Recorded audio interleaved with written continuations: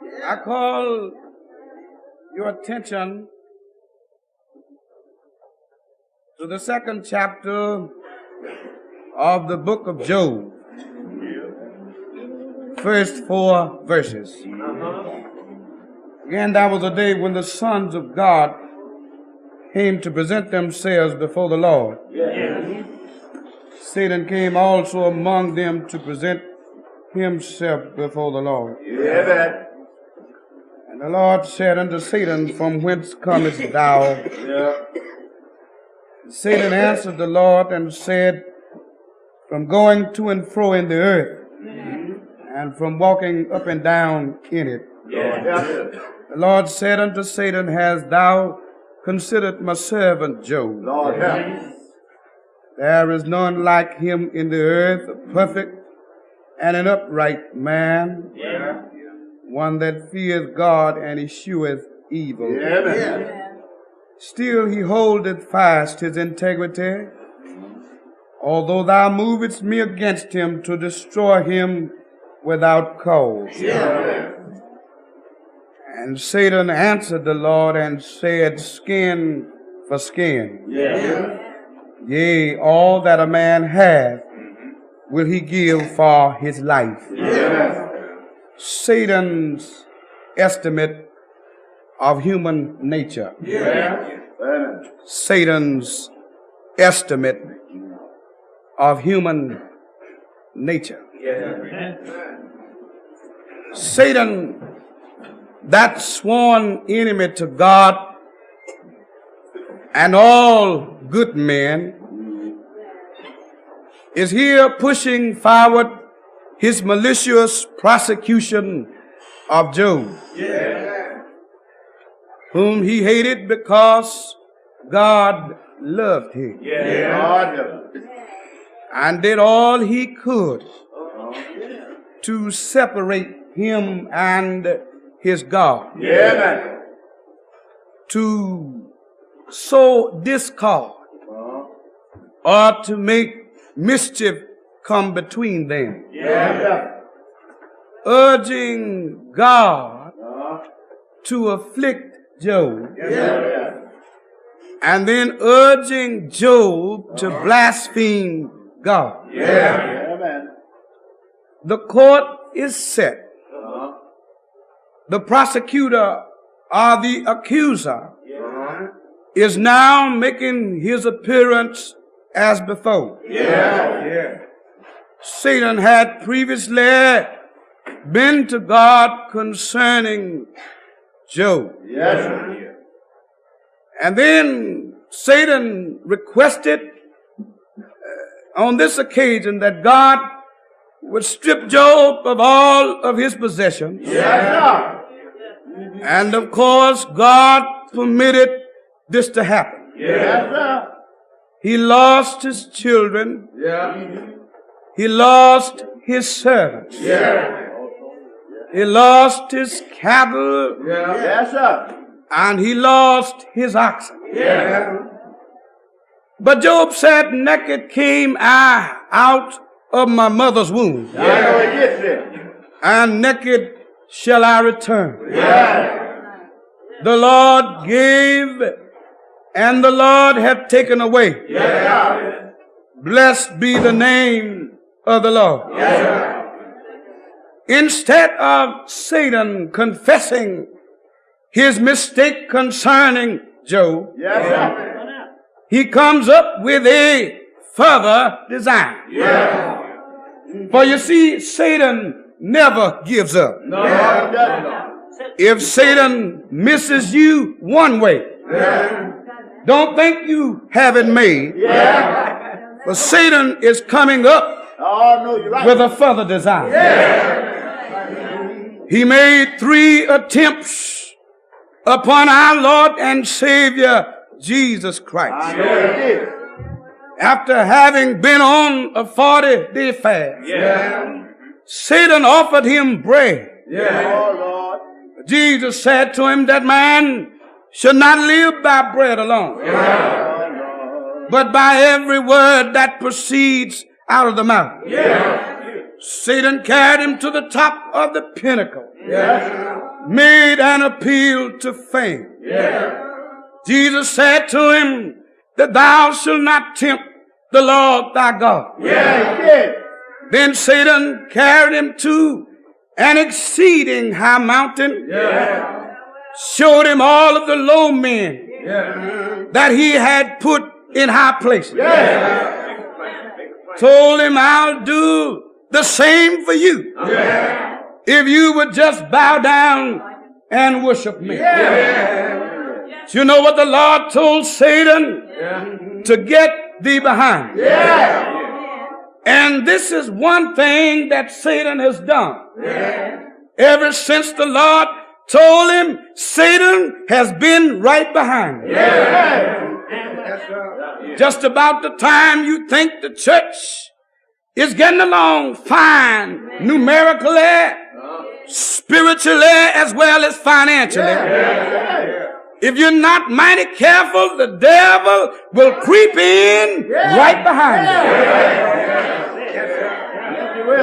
you. Come to church on Sunday morning, and that Sunday morning that it looked like that you've had an unusual downpour. Sometime before you get home, right after you get home, here come the devil right behind you. Satan never gives up. God himself here is the judge, and he's pleading for Job. He says to Satan, hast thou not considered my servant Job? Can't you see how faithful he is? Can't you see that he holds fast to his integrity? Can't you see that he is the same in adversity as he was in prosperity? Thou movest me against him. Thou movest me to destroy him without a cause. God commends Job for his constancy in spite of the many attacks made upon him. Still he holds fast to his integrity. As a weapon he cannot be disarmed of, and as a treasure that he cannot be robbed of. Satan here at the time of our text makes an excuse for his former attempts. But in the words of the text, he speaks with confidence when he says, skin for skin. All that a man had will he give for his life. I wonder you're going to pray with me. All that he had. It is said that in the pastoral age, when property mainly consisted of flocks and herds, skins became one of the principal articles of exchange. In fact, they were same as our coin money is today. The medium for purchase and sale. You're right. It has been said before, the invention of money. Trade was carried on by barter. Whatever the people wanted to buy or purchase in that day, they had to purchase it with a skin. If they wanted food, they had to have some skin. If they wanted clothing or if they wanted ammunition, they had to have some skin. So no wonder Satan says here in the language of the text, skin for skin.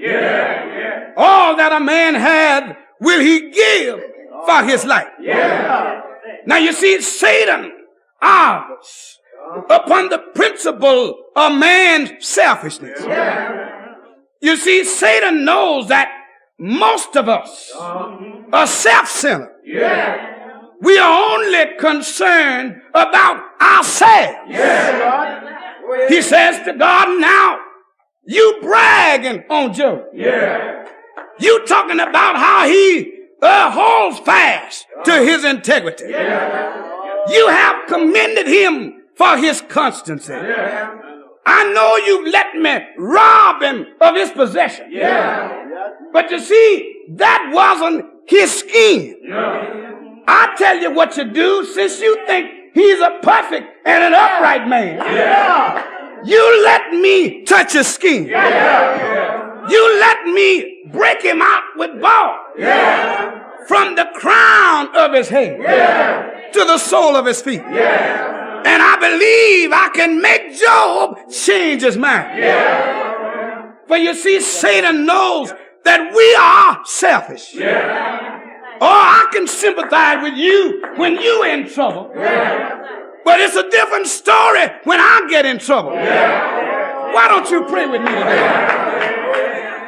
Or I can sympathize with you when you've lost a loved one. But it's a different story when I've lost a loved one. I can sympathize with you when you're out of doors. But it's a different story when my furniture is put out on the street. We selfish. We don't hardly close a prayer without getting selfish. Lord, when I come down to the river, I want you to shape your word as a vessel and then ferry my soul across. I'm not concerned about whether anybody else make it across, long as I get across. We tell the Lord, Lord, bless me and bless what's mine. But if you notice, when Jesus was here on earth, he did not busy himself praying selfish prayer. I saw him at the grave of Lazarus saying, Father, not for my sake, but for these that stand around, let Lazarus come forth. I heard him when he was coming to the sunset of his career. 33-year mission was just about to wind up. He didn't busy himself praying for himself, but he prayed that you and I would be one, even as he and the Father were one. Didn't it say so? Then when he was hanging on the cross with nailed hands and with riveted feet, he prayed for those that despitefully used him by saying, Father, forgive them, for they know not what they're doing. Isn't that so? He knows that we are selfish. Then Satan knows or is acquainted with the tendency of great bodily suffering. You see, I've known a lot of men to confess the crimes that they weren't guilty of because they were afflicted bodily. They had to suffer pain. Some men have given important secrets to their enemies because they became tired of being punished bodily. So Satan said, if you let me punish Job bodily, if you let me pain him, if you let me cause him to spend some restless nights. For you see, pain is a meanful way of weakening the mind. And if you just let Job get in pain, I'll make him cuss you to your face. Appreciation for life is a part of every living creature. The appreciation of life is a part of the insect and dumb animal intelligence. For you see, the huntsman will tell you that when he raises his rifle to shoot a dumb animal, he'll run for his life. Talk to the fisherman.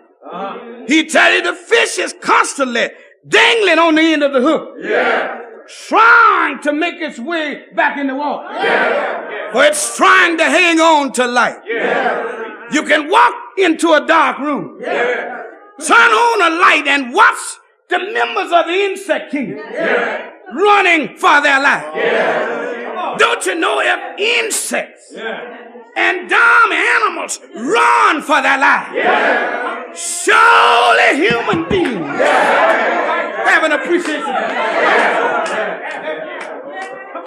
Every pill we take tells me we appreciate life.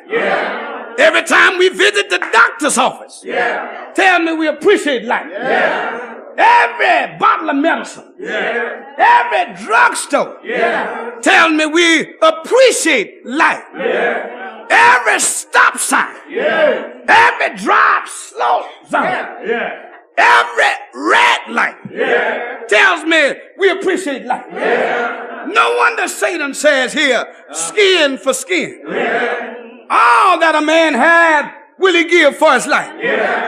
I wish I had somebody to pray with me. The love of life is a God-given instinct. If it were not for this God-given instinct, you see, suicides would be more common. Every once in a while, you pick up the paper, read about somebody jumping from some tall building, from some high bridge, because maybe of some unsuccessful effort, because of some trouble, or because of some warped love affair. But suicides would be more common if it wasn't for this God-given instinct. That often when she loses her parents, she may weep and moan, but she doesn't try to commit suicide. Widows, when they lose their husband, they may become severely bereaved, but they don't commit suicide. This is because of that God-given instinct. Isn't that so? The instinct of life gives man an instinct to toil. This instinct is the secret of our safety from the lawless and the violent. Because of this instinct, a man will rob you of your purse, but will spare your life. When for this instinct, capital punishment would be in vain. Isn't that so? You understand there have been many approaches. I'm going to have to close in a few minutes. On the part of man, you understand, to save his life since the earliest days of his existence. It was a desire for life that drove Nicodemus to Jesus. It wasn't a desire for wealth. It wasn't a desire for religious counsel. It wasn't a desire for intellectual enlightenment. But it was a desire for eternal life. You know what Jesus said to Nicodemus when he came to him? If you want eternal life, ye must be born again. Jesus said so. Ponce de Leon made a futile search for the fountain of youth in an effort to cling on to life. As I close today, the text also tells us that Satan is acquainted with the fact that life is considered as man's greatest treasure. One reason why life is considered as man's greatest treasure, because out of all of his biological and scientific attainments, man has never been able to produce life. Man has made it possible that I can sit in my living room or in my den and listen to, look at an event that's taking place in a far off distant land. Man has made it possible that I can sit in my home and converse with a friend or neighbor in a far off distant land. Man has made it possible that I can eat breakfast in America and I can eat lunch in France. But out of all a man's discoveries, man has never been able to produce life. You see, man can produce hair, but man can't make it grow. Man can produce eyes, but man can't make them see. Man can produce hands, but man can't make them feel. Man can produce lungs, but man can't make them breathe. Man can produce a heart, but man can't keep it beating. I wish I had a witness here. I just believe I preach anyhow today. My Lord. So no wonder Satan said, skin for skin. All that a man had will he give for his life. Oh, Lord. And then I tell him, the only being that has been able to produce life is God himself. Yes, he is. I wish I had a witness here. I tell another reason why Satan considers life as man's greatest treasure is because nobody has been able to find a substitute for life. Oh, Lord. We've been able to substitute oleo for butter, synthetic for rubber, and saccharin for sugar. I wish I had a witness here. But nobody has been able to find a substitute for life. Oh, Lord. The only being that have been able to find a substitute for life is God himself. Oh, Lord. When man needed a redeeming, something had to bleed whose blood was not defiled by sin.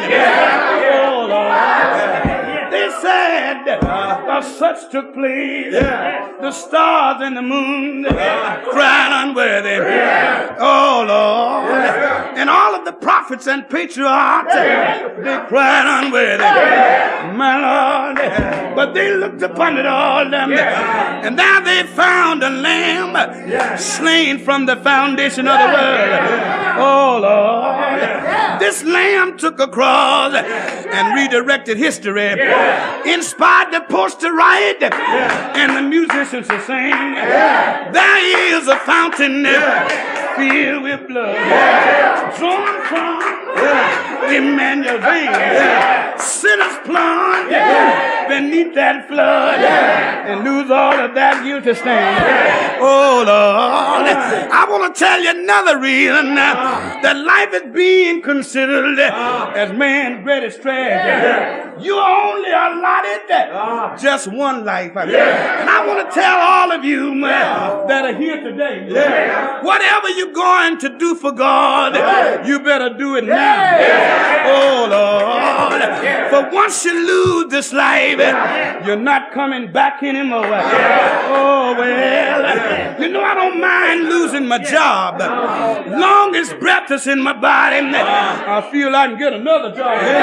Oh, Lord. I don't mind losing my church. Long as there is life in my body, I feel I can get another church. Yes, I can.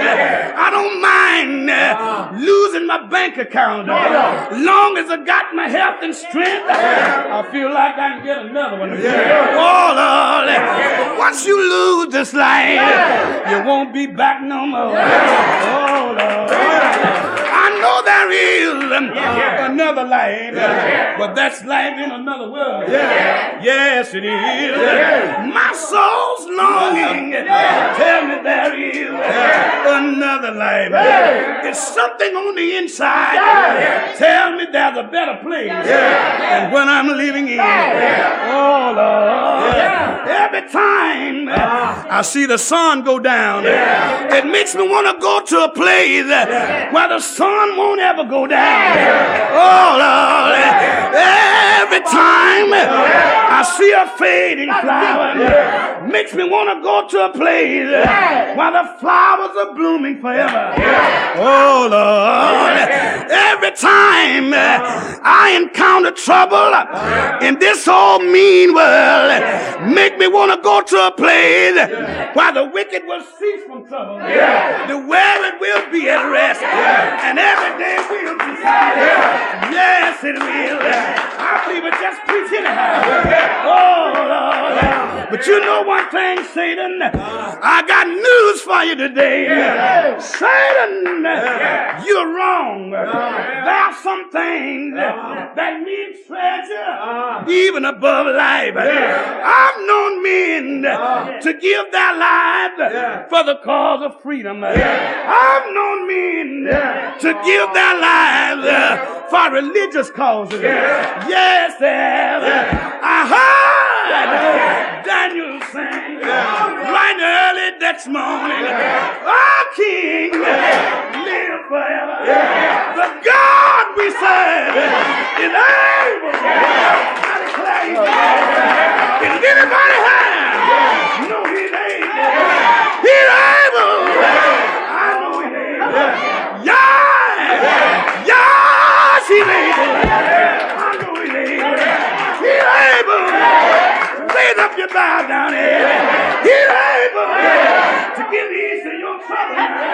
He's able to put running in your feet. Put clapping in your hands. Yeah!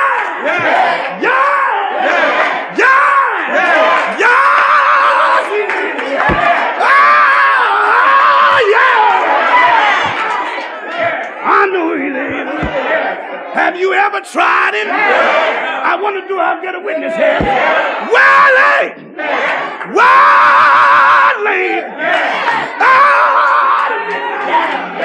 Get out on your knees. Just tell the Lord.